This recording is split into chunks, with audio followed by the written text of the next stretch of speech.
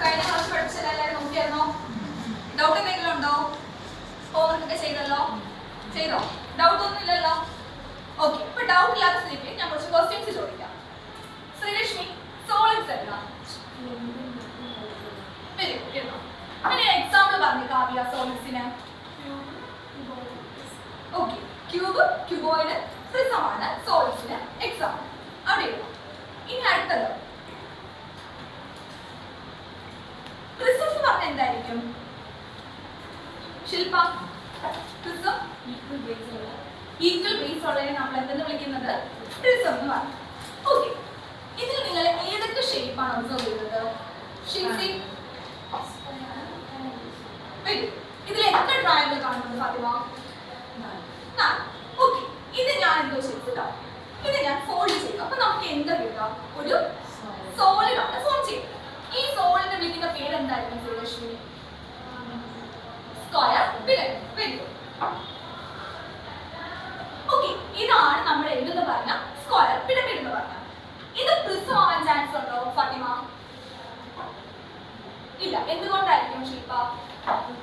Equal bases ഇല്ലാത്തതുകൊണ്ട് ഇതെന്തായിരിക്കത്തില്ല? Prism ആവില്ല. Okay, ഈ പ്രിസത്തിന്റെ ടോപ്പ് മോസ്റ്റ് പോയിന്റ് നമ്മൾ എന്തായിരിക്കും വിളിക്കുന്നത് നോക്കിയ? അപെക്സ്. Very good. ഇനി ഈ ബേസിന്റെ സൈഡ്സിനെ വിളിക്കുന്ന പേര് എന്തായിരിക്കും കാവ്യ? ബേസ് എഡ്ജസ് എന്നായിരിക്കും നമ്മൾ എന്തെന്ന് വിളിക്കുന്നത്? ഇതിന്റെ ബേസ് സൈഡ്സിനെ വിളിക്കുന്നത്. ഇനി നമ്മൾ ഹൈറ്റ്, ഈ സ്ക്വയർ പിരമിഡിന്റെ ഹൈറ്റ് എവിടെ നിന്നായിരിക്കും മെഷർ ചെയ്യുന്നത് ഫാത്തിമ? അപെക്സിന് ബേസിലോട്ടായിരിക്കും എന്ത് മെഷർ ചെയ്യുന്നത്? ഈ സ്ക്വയർ പിരമിഡിന്റെ ഹൈറ്റ് മെഷർ ചെയ്യുന്നത്. ഇനി ഈ ട്രയാങ്കുലർ ഫേസ് ഉണ്ടല്ലോ, അതിന്റെ ഹൈറ്റ് എന്തായിരിക്കും നോക്കി വിളിക്കുന്നത്? സ്ലാന്റ് ഹൈറ്റ് എന്നാണ് വിളിക്കുന്നത്. ഓക്കെ, സ്ലാന്റ് ഹൈറ്റ് വിളിക്കുന്നു. ഇനി ഈ സ്ക്വയർ പിരമിഡ് സ്പേസ് ഒക്കുപൈ ചെയ്യുമോ? ചെയ്യും അല്ലേ? സ്ക്വയർ പിരമിഡ് സ്പേസ് ഒക്കുപൈ ചെയ്യും. നമ്മൾ എങ്ങനെയൊക്കെ മെഷർ ചെയ്യുന്നത്? വോളിയം യൂസ് ചെയ്തായിരിക്കും മെഷർ ചെയ്യുന്നത്. ഓക്കെ, ഇതൊരു പ്രിസമാണ്. ഇത് പ്രിസമാണ് ഫാത്തിമ. എന്തുകൊണ്ടായിരിക്കും? ഈക്വൽ ബേസസ് ഉണ്ടായിരുന്നു. ഇരുന്നോ. ഈക്വൽ ബേസ് ആയതുകൊണ്ട് ഇതിനെ നമുക്ക് എന്തെന്ന് വിളിക്കാം? പ്രിസം എന്ന് വിളിക്കാം. ഓക്കെ, നമ്മൾ ഓൾറെഡി പഠിച്ചിട്ടുണ്ട്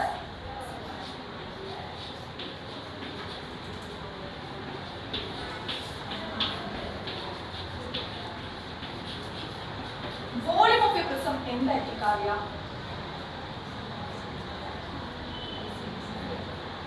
എന്തായിരിക്കും?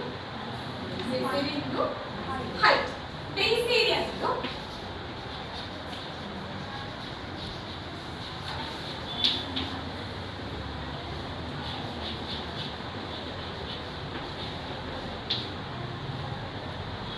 base area into height ആണ് നമ്മൾ പറയുന്നത്.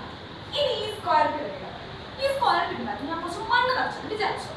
ഈ മണ്ണ് നിറച്ചിട്ട് ഞാൻ ഈ പ്രിസത്തിന്റെ അകത്തോട്ട് pour ചെയ്ത് കൊടുത്തു.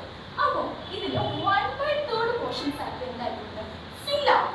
ഓക്കെ, അങ്ങനെ ഞാൻ എത്ര വട്ടം ഈ മണ്ണ് ഈ സ്ക്വയർ പിരമിഡ് നിറച്ച് ഇതിനകത്തോട് വെക്കുമ്പോഴായിരിക്കും ഈ സ്ക്വയർ പ്രിസം ഫുൾ ആവുന്നത്? 3 വട്ടം അല്ലേ? അപ്പൊ നമുക്ക് എന്ത് ചെയ്യാൻ പറ്റും? കണക്ട് ചെയ്ത് പറഞ്ഞോളെ, volume of a square pyramid equal to എന്തെന്ന് പറയാൻ പറ്റും?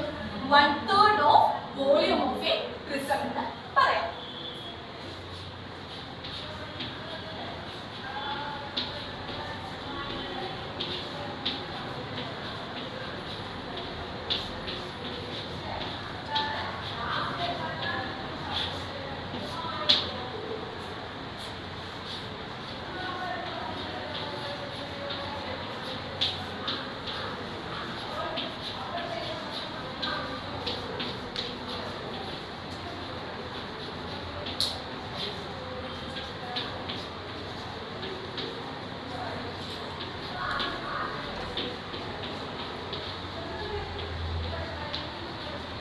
Volume of a square pyramid നമുക്ക് എന്തെന്ന് പറയാം? Equal to 1/3 of volume of a prism. അപ്പോൾ നമുക്ക് എങ്ങനെ പറയാം? 1/3 into volume of a prism എന്തായിരിക്കും? Base area into height.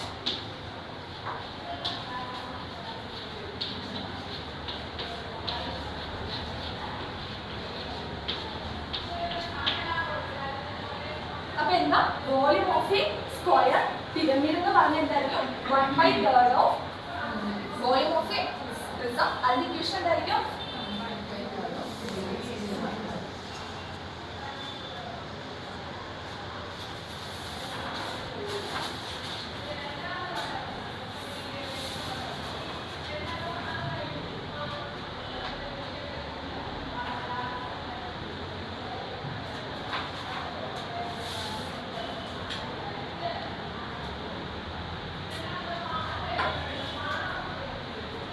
Volume of a square pyramid.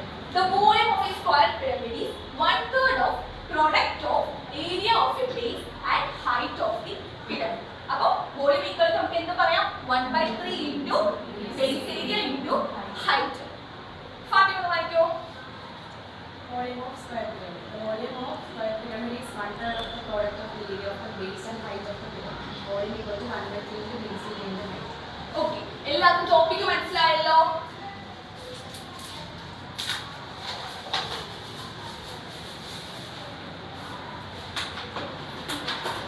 ഇനി നോക്കി എന്ന് പറയോ. Volume of a square pyramid equal to 1/3 into base area into height. Very good.